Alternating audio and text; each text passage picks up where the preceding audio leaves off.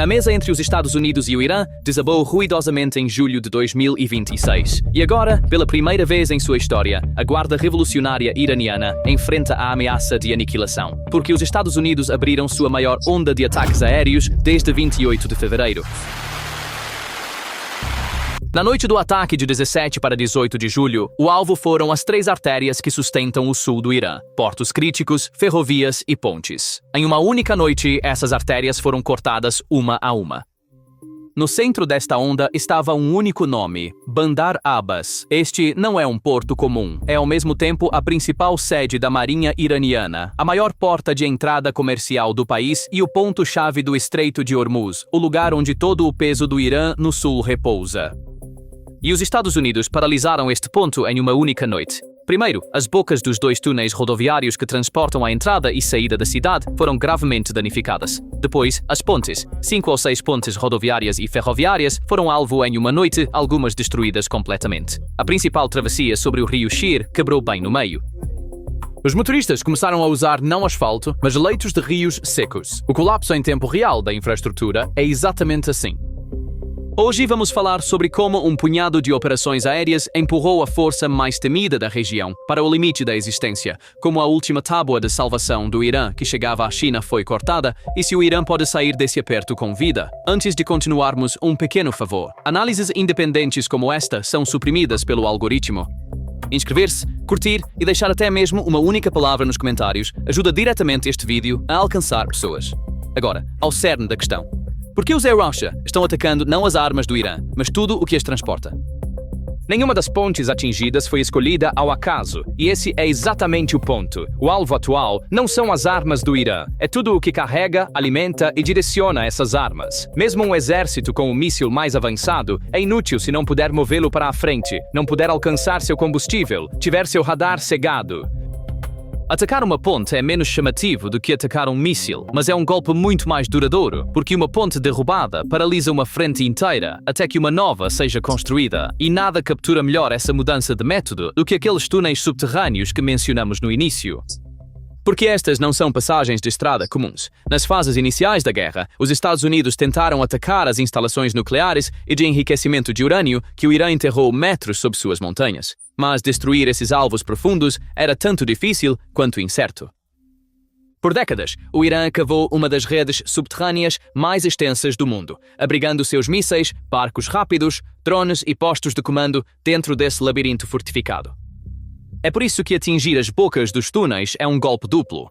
Interrompe o movimento para o sul e expõe a munição, os barcos e as linhas de comando abrigados no interior. E Bandar Abbas é também a base dos barcos rápidos e drones marítimos que impõem o bloqueio aos navios comerciais em Hormuz. Então, atingi-lo significa tocar a própria mão que impõe esse bloqueio. A mesma lógica se aplica às pontes costeiras, as linhas rodoviárias e ferroviárias que conectam Bandar Abbas a Shiraz e depois a Teherã, as artérias que o CENTCOM chama de infraestrutura logística militar, eram o único corredor transportando a munição e os lançadores de mísseis da Guarda Revolucionária para o sul. Os Estados Unidos desmantelaram este corredor camada por camada, atacaram o entroncamento ferroviário, o aeroporto de Iran Shah, no leste do país, e as torres de telecomunicações. A cidade portuária sem energia mergulhou na escuridão. Agora temos que nomear corretamente esta imagem. Isto não é uma retaliação, mas uma desmontagem do sistema. Os Estados Unidos estão cortando em sequência tudo o que sustenta a Guarda Revolucionária Islâmica: sua mão no mar, navios, barcos de ataque, seu olho no ar, radares, defesa aérea, seu poder de fogo, depósitos de drones e mísseis, e mais importante de tudo, seu sangue, seu combustível, sua eletricidade, sua logística e, como veremos em breve, sua linha de abastecimento que chega à China. Porque a IRGC não é apenas um exército. É um Estado dentro de um Estado que controla os portos do Irã, suas redes de contrabando, uma parte significativa de suas exportações de petróleo e todo o poder armado do regime. Cortar a munição de um exército o enfraquece, mas cortar sua munição, seu tesouro e sua rede interna de influência de uma só vez o reduz ao esqueleto. E o verdadeiro objetivo de Trump não é vencer uma única batalha. É dissolver esse tecido conjuntivo e romper um por um todos os laços que mantêm a organização unida. E o vaso mais distante e mais vital desse tecido conjuntivo não estava na costa, mas na extremidade oposta do país, no norte, bem na fronteira com o Turcomenistão. Os destruíram a ponte ferroviária Aka-Teka-Khan, na província de Golestan, com mísseis de cruzeiro. À primeira vista, pode parecer um alvo comum. Não é. Porque esta ponte está diretamente no corredor ferroviário que conecta a China ao Irã, o ponto-chave da linha que faz parte da iniciativa do Cinturão e Rota da China, indo de Xi'an através do Cazaquistão e Turcomenistão até Teherã. A história deste corredor explica a lógica estratégica da guerra por si só. A China construiu deliberadamente esta ferrovia até Teherã para poder acessar o petróleo iraniano sem passar por águas controladas pelos Estados Unidos, Hormuz e o Estreito de Malaca. O objetivo era uma rota terrestre que sanções e bloqueios navais não pudessem bloquear. Para o Irã, essa linha era a garantia de respirar mesmo quando o estreito estivesse fechado. Atacá-la, dizem os especialistas, vai além de um alvo militar comum. É um golpe direto na capacidade do Irã de evadir sanções e manter seu vínculo econômico com seus dois grandes parceiros, de volta à costa. Após esses golpes nas duas extremidades, Bandar Abbas no sul, a ponte da China no norte, a onda desceu sobre a boca do estreito nas ilhas. Qeshm, Kish, Bushehr, Sirik, Jask. Cidades costeiras e ilhas foram atingidas uma após a outra. Os EUA também miraram na ilha grande Tumb, bem no meio do estreito.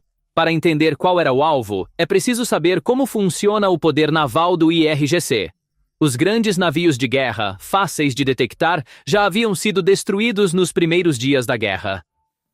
A verdadeira ameaça restante eram aqueles pequenos barcos de ataque rápido que mencionamos anteriormente, porque eles podem ser desmontados e remontados, podem ir e vir e se esconder, destruí-los um por um é muito mais difícil do que afundar grandes navios. Mesmo assim, os Estados Unidos visaram dezenas deles nos últimos dias. Olhar para a escala mostra quão amplo é o desmantelamento. Os Estados Unidos anunciaram que atingiram perto de 90 alvos militares ao longo da costa do Irã em uma única onda, incluindo sistemas de defesa aérea de curto alcance, depósitos de mísseis e mais de 60 barcos de ataque do IRGC. Quando uma estação de energia em Kish foi atingida, a ilha mergulhou em escuridão repentina, e em Chabahar, a torre de vigilância de onde o regime rastreava navios comerciais e coordenava ataques foi destruída, um ataque que reduz diretamente a capacidade do Irã de alvejar embarcações civis.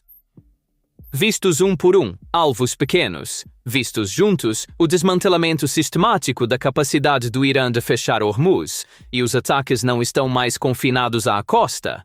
A campanha se deslocou para Avaz, no sudoeste, e para o aeroporto em Sistan-Baluchistão, no sudeste.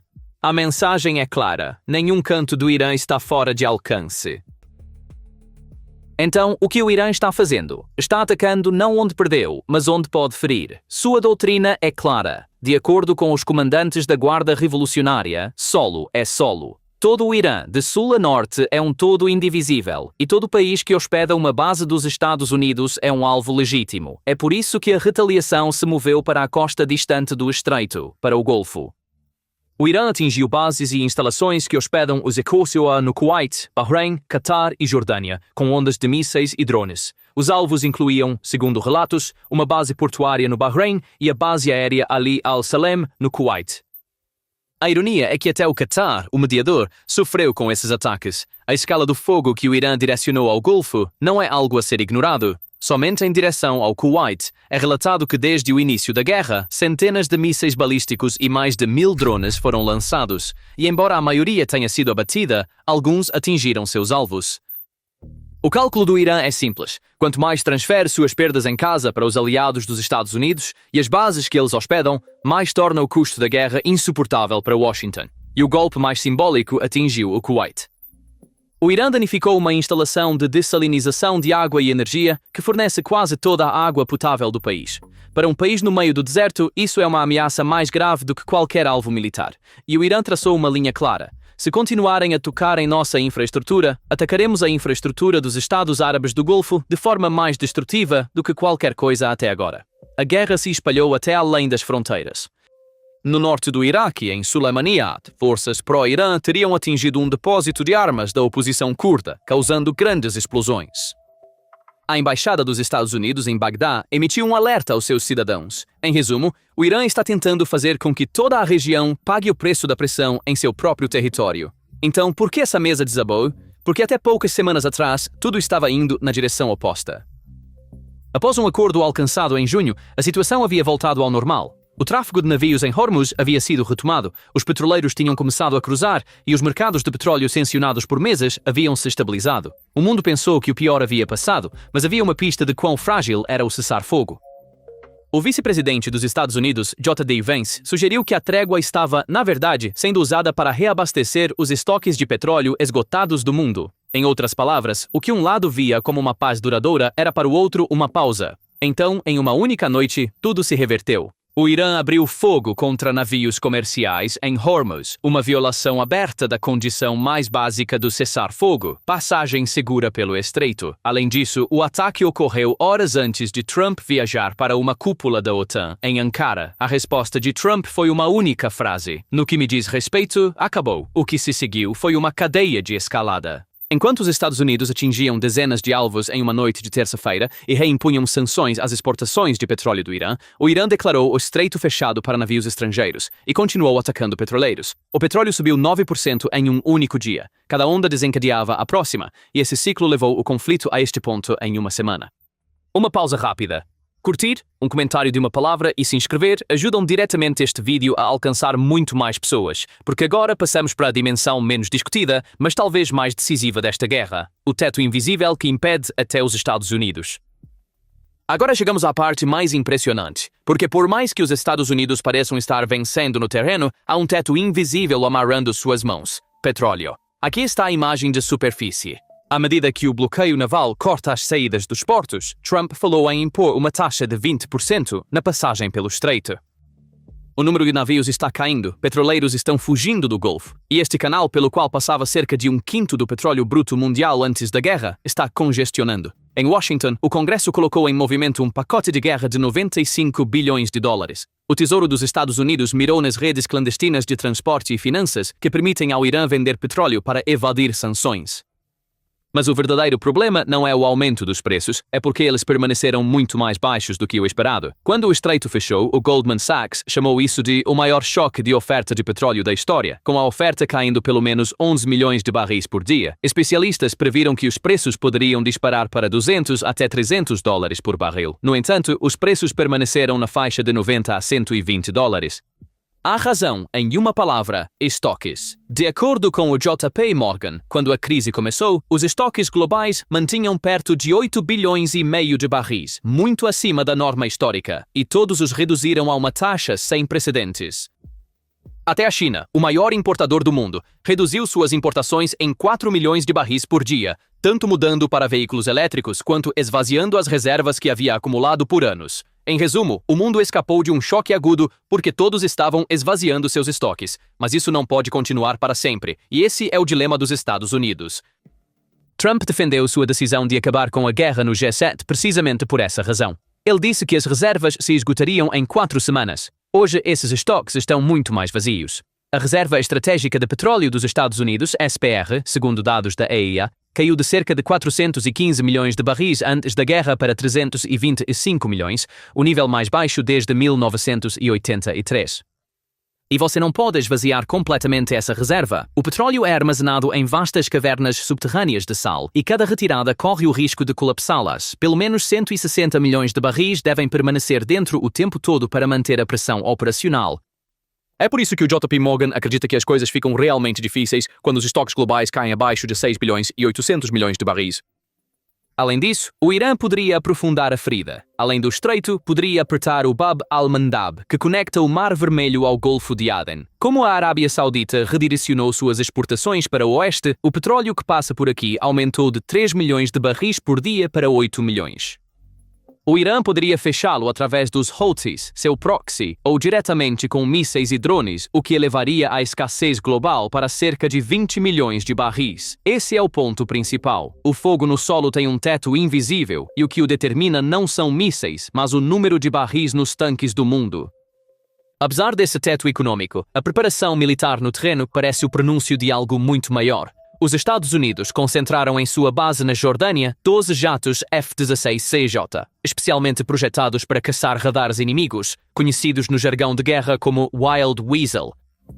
Com mísseis anti-radiação, eles existem para cegar a defesa aérea do Irã. Uma ponte aérea maciça foi estabelecida dos céus da Europa para bases no Oriente Médio. Numerosos caças foram deslocados para a Jordânia e Israel, e os Estados Unidos também enviaram milhares de fuzileiros navais treinados para desembarques anfíbios.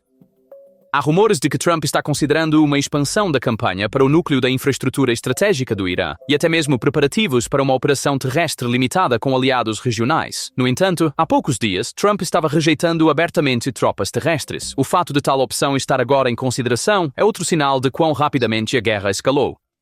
Israel, por sua vez, deixou um aviso de uma frase: qualquer retaliação iraniana encontrará uma resposta esmagadora. Concentrar aeronaves caçadoras de radar em uma frente significa uma coisa: uma campanha aérea muito mais intensa está por vir e a capacidade do inimigo de ver será cegada primeiro.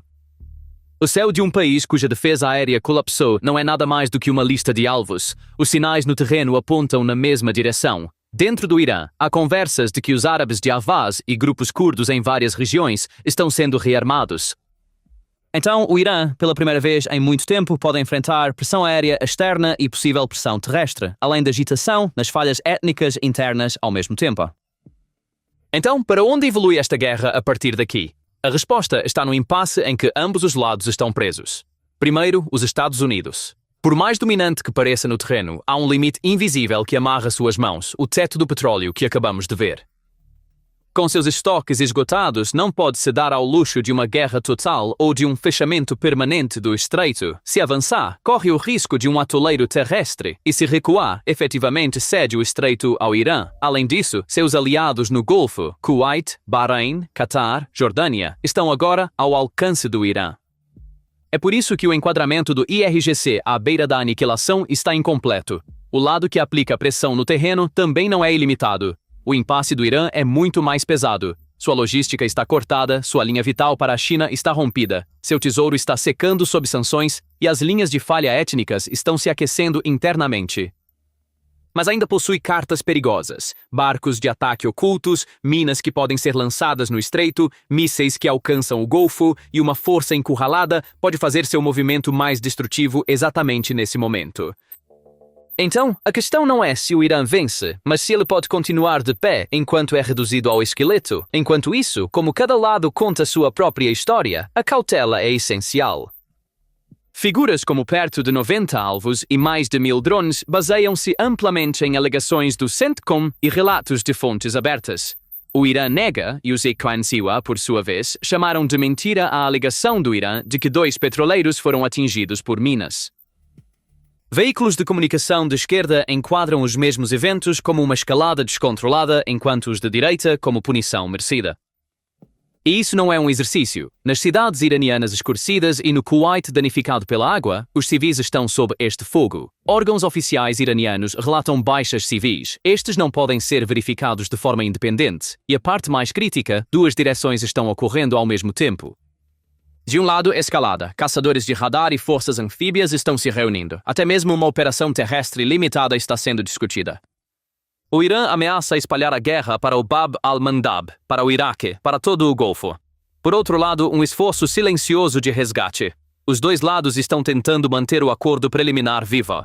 O Irã mantém contato através de Omã e Catar, e o próprio Trump minimiza tudo como uma escaramuça. Então, a guerra nem termina completamente, nem se torna total. Ela permanece em uma incerteza perigosa. E no final, toda essa situação se resume a uma única questão. Já não é mais quando esta guerra termina, é se o corpo da Guarda Revolucionária Islâmica pode sair deste aperto que o está sufocando, ou se, ao cair, arrastará consigo uma península com corte de combustível, um estreito à beira de entupimento e uma região inteira. Os sinais a observar são claros. Se as estradas para Bandar Abbas reabrem, se os barcos de ataque retornam ao mar e onde a próxima retaliação do Irã acontece, o estreito, o Bab al-Mandab ou uma capital do Golfo. Porque um exército de guardas, assim como um império, colapsa muitas vezes, não no momento em que parece mais forte, mas quando seu sangue é silenciosamente cortado.